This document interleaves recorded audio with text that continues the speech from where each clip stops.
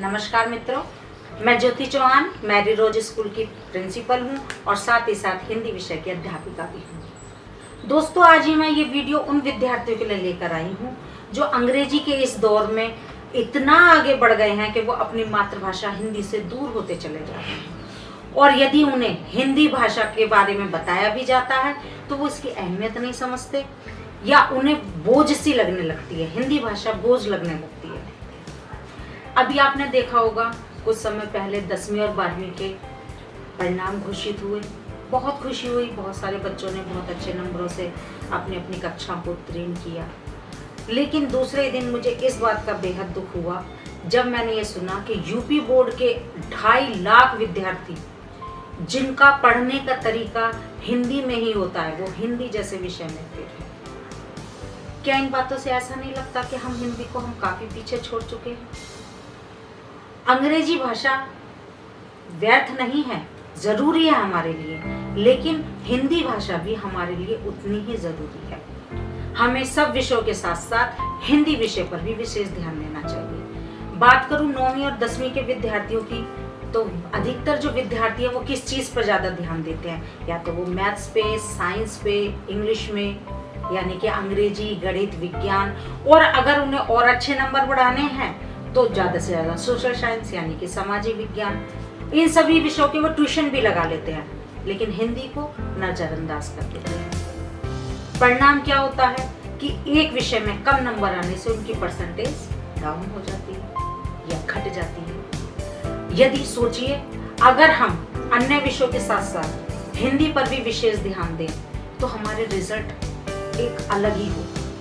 और साथ ही साथ अगर देखा जाए तो जो बच्चे अंग्रेजी में या गणित में या विज्ञान में किसी वजह से कम नंबर भी लाए हैं, तो हिंदी विषय के जो नंबर हैं वो हमारे रिजल्ट को संतुलित कर देते हैं। अब देखिए, जो विद्यार्थी 10वीं पास करने के बाद 11वीं कक्षा में एडमिशन लेते हैं, तो अगर ह्यूमैनिटीज या आर्ट साइड लेते हैं तो वो हिंदी भाषा से ही कतराते हैं। उन्हें हिंदी एक हवा सी लगती है। क्यों? मेहनत तो सभी विषय में करनी पड़ती है, तो हिंदी विषय लेने से आपको क्यों परेशानी है? उसका मेन कारण यही है कि हम हिंदी को समझना और हिंदी को पढ़ना दोनों को ही छोड़ते चले जा रहे हैं। अगर बात करें हम हिंदी से लेकर हम क्या कर सकते हैं, तो हिंदी विषय से भी हम बहुत तरक्की कर सकते हैं। आप स्कूल लीजिए, कॉलेज लीजिए, या बहुत सी सरकारी नौकरियां ऐसी हैं जहाँ हिंदी के ही पद पर लोग अंकित हैं और बहुत बहुत अच्छा वेतन प्राप्त कर रहे हैं। नेता हो या अभिनेता या आम इंसान, सभी के लिए हिंदी आना आवश्यक है। देखिए, जो व्यक्ति या जो लोग, जो भारतीय विदेशों में रहते हैं, वे भी अपने बच्चों को अपनी मातृभाषा सिखाना चाहते हैं। क्यों? ताकि उन्हें हिंदी भाषा का अच्छा ज्ञान हो और अपनी मातृभाषा से दूर न हो। भारतीयों के अलावा अन्य देशों के लोगों को भी देखिए, जो वो चाहे किसी भी देश के हों, चाहे उनके यहाँ अंग्रेजी ही बोली जाती है, लेकिन फिर भी वो अपने बच्चों को अपनी मातृभाषा सिखाते हैं। क्यों? ताकि वो अपनी मातृभूमि से जुड़े रहें। तो हम लोग क्यों हिंदी के पीछे, हिंदी से दूर हटते चले जा रहे हैं? क्यों? ऐसा क्या है हिंदी में जिससे हम परेशान हो जाते हैं, जिससे बच्चों को एक ऐसा बर्डन महसूस होने लगता है कि हिंदी पढ़ेंगे तो हम उसे भूल जाएंगे, हम उसे पढ़ना नहीं चाहते, हमें उससे कतरन होने लगती है। ये अब अगर आज की बात हम करें तो आप सभी को पता है कि हमारे देश में कोरोना महामारी ने कितना बड़ा रूप ले लिया है। अब ऐसा तो है नहीं हम बाहर नहीं निकल सकते, हम घर में रहते, लेकिन ऐसा तो है नहीं कि बच्चों को बिना पढ़ने के रखा जाए। तो उसके लिए सभी जगह ऑनलाइन क्लासेस ली जाती हैं। लेकिन एक बात आपने नोटिस की कि हर विषय की ऑनलाइन क्लास ली जाती है, एक हिंदी विषय को छोड़कर। इसी बात को मद्देनजर रखते हुए और अनन्या फाउंडेशन के सहयोग से हमारा एक छोटा सा प्रयास है कि हम हिंदी की ऑनलाइन क्लासेस लें। उसमें बच्चा चाहे सीबीएसई पैटर्न से पढ़ रहा हो या यूपी बोर्ड से, हम उन सभी को ही हिंदी व्याकरण की पूरी शिक्षा देंगे, जिसमें बच्चा हिंदी साहित्य भी पढ़ सकता है, व्याकरण के साथ साथ सुलेख लिखना आदि अनेक जितने भी हिंदी भाषा से रिलेटेड कार्य हैं उन सभी को किया जाएगा और अच्छा ज्ञान दिया जाएगा। हिंदी भाषा पर अच्छा ध्यान दिया जाए।